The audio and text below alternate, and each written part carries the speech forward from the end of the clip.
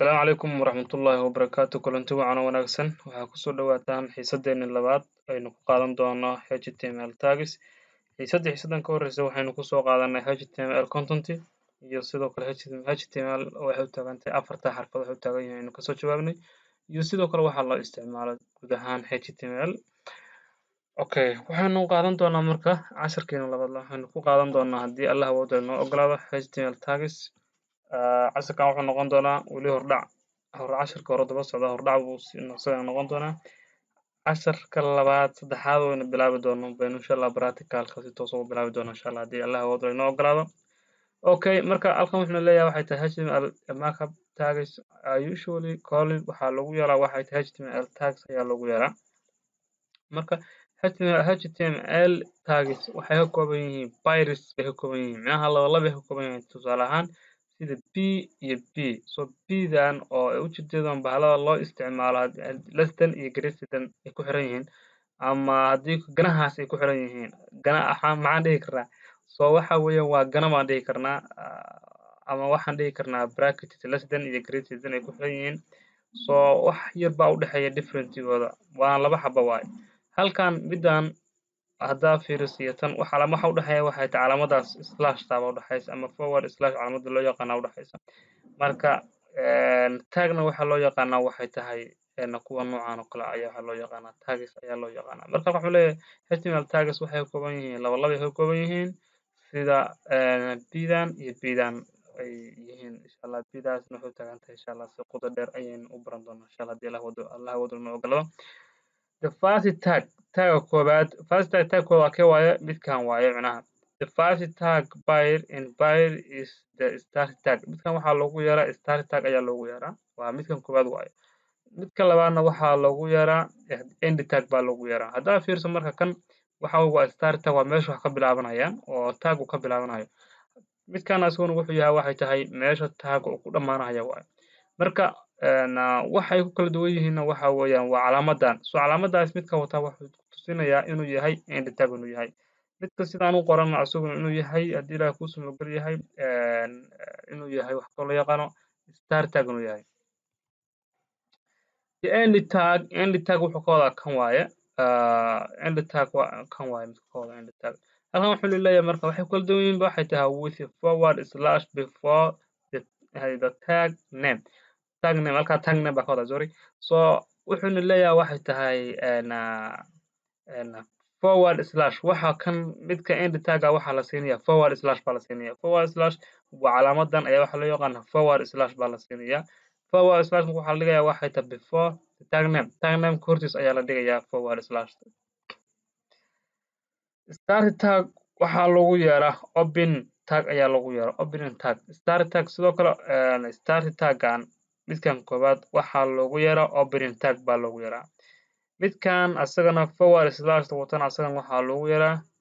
closing tag baa asagana loogu yeeraa so differentiga u dhexeeya waxay yahay start tag iyo open tag waxay ku kala duwan yihiin oo ka kala dhigaya start tag iyo open tagna waa calaamada forward slash ta waaye Okay, HTML elements insha Allah baynu arki doonaa HTML elements define start tag HTML element waxay define gareeyaan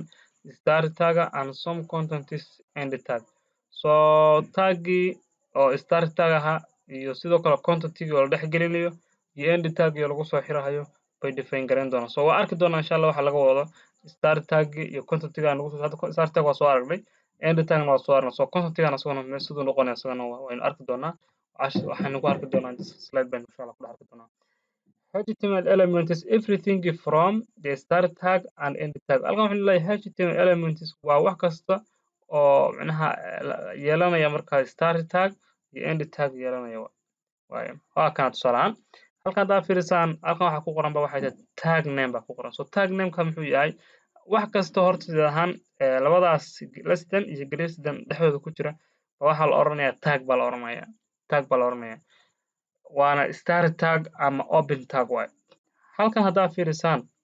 tan oo isla iyadii oo lasoo qaadayba halkan la keenaya so labadan markasta wayna isku mid yihiin waaye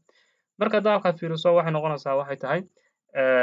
halkan haddaa fiiriso waa forward slash waa taasoo forward slash la siiyey waaye ama calaamada slash ta la siiyey waaye so marka halkan waxay noqonaysaa waxay tahay haddii ilaahay ku soo gol yahay waxay noqonaysaa end tag ama closing tag bay noqonaysaa waxa marka labadooda dhexdooda la gelinayo halkan waxaa ku qoran content goals here baa ku qoran so intaan content goals ku qoran tahay waa waxa la oranayaa content waaye content so halkaas in oranayay element waxay ka kooban yihiin start tag iyo sidoo kale end tag iyo content tag marka halkan waxa weeye waa start tag content tag iyo haddii la ku soo gal yahay end tag ina fahanteen baan insha Allah rajeynaya examples baan insha Allah arki doonaa haddii ilaahay halkan haddaa fiirisaan waxa ku qoran baa waxay tahay h1 baa ku qoran so h1 maxay noqonaysaa waa start tag waa haye ama waa haddii la ku soo gal yahay opening tag waa meesha oo tag ka bilaabanayo haddaa fiiris halkaana sidoo kale waa start waa end tag ama waxa loo yaqaan closing tag waa yes so halkan marka waxa ku qoran my first heading baa halka ku qoran so intaana maxay noqonaysaa isagana waxay noqonaysaa waxay tahay content tag waaye content tag waaye sida waxaan loo kala isticmaalaa insha Allah idana practical baynu ku arki doonaa insha Allah dilaan yes b bay noo timaaday so bdii waa bda marka hore aan soo arkaynay waaye paragraph baa loo isticmaalaa idana so halkan haddaa fiiriso waa start tag halkan waxa weeye waa end tag waaye halkaana waxaa ku qoran content tag baa halka ku jira so element intaas baa waxaa la isku oranayaa element ayaa la isku oranayaa ayadoo tusaale fiican waa tan start tag intaan maxay noqonayaa dhammaantood start tag bay noqonayaa tan waa start tag tan waa start tag halkan maxaa ku qoran waxaa ku qoran element oo content tag ah so content tag muxuu noqonayaa intaan waxay noqonayaa content tag bay noqonayaa halkan waxaa ku qoran end tag so end tag waa soo fiiri halkan haddaa eegto h1 baa ku qoran so halkan waa ina h1 ka dhigtaa laakiin waa ina end tag ka dhigtaa end tag markaa rabto inaad ka dhigto maxaa isticmaalaysaa calaamadaas baa isticmaalaysaa oo slash so haddii ilaahay ku soo gal yahay waa inay labadaa isku mid noqdaan marka halkan b haddaan ka dhigo halkan waa inaan b ka dhigaa laakiin halkan b kama dhigi kadib halkaana h kama dhigi kadib waa inay labada isleeyihiin halkan waxaa ku qoran br baa ku qoran halkan nan yanan baa la siiyey sababta waxa weeyaan br tayada si kale loo isticmaala insha Allah waynu baran doonaa iyadoo marka ma yeelato contentina ma yeelato waxa weeyaan end tagna iyadoo ma yeelato examples explaining waynu arki doonaa insha Allah html marka now halkan waxaan ku laabano examples marka tusaale ahaan halkan haddaa fiirisaan halkan waxaa ku qoran html baa ku qoran html halkan ku qoran waa start tag waa meesha wax ka bilaabanaya tan iyadu waa tan waan markana insha Allah ka hadli doonaa insha Allah hadii la yiraahdo so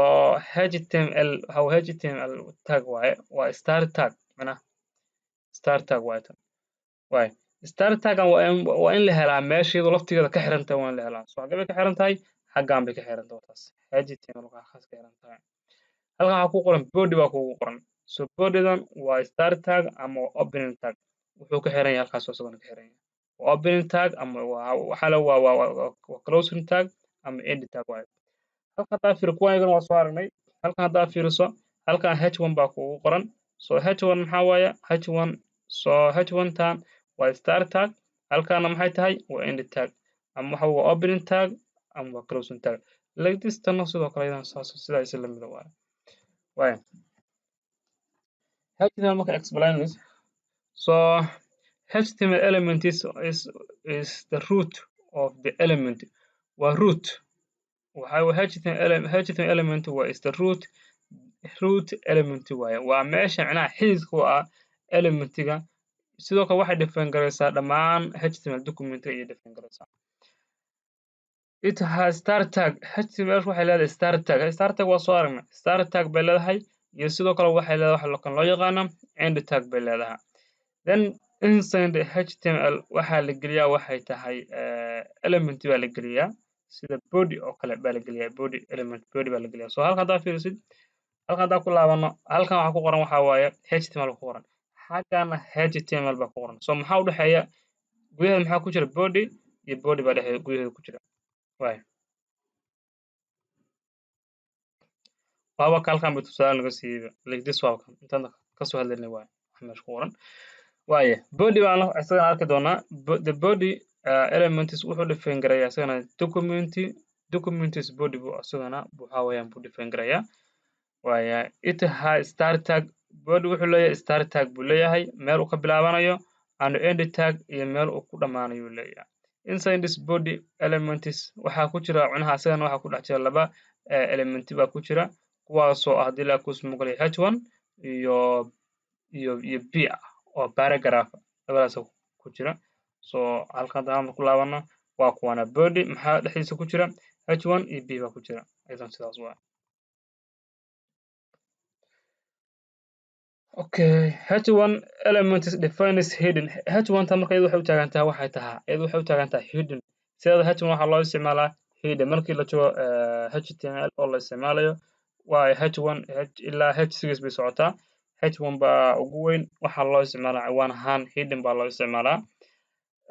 sidaas ay tahay start tag h1 waxay leedahay start tag iyo sidoo kale waxay leedahay end tag wax la yiraahdo ay leedahay